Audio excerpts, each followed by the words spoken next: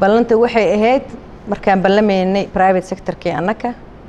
inaan wax kasta wada tashi ku sameyno wax kasta oo nala soo gudnoonaada inaan idiin sheegno wax kasta oo raalli wax la isaga yahayna inaan aan qorno hadduu ilaahay yiraahdo marka draftigeena waa naga soo baxay first draftigi waa soo haysanaysiin maalmo 3 maalmood ha idinku qaadato 4 maalmood 5 maalmood kadibna wixii aad ka soo saari kartiin ama waxaa noogu soo dari kartiin aad ku soo daraysiin haddana waa isu imaanaynaa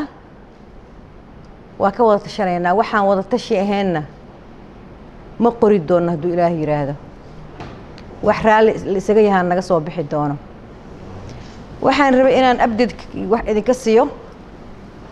sharcigan waa ogtihiin wixii uu soo maray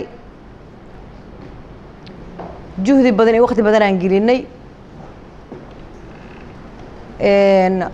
qoladii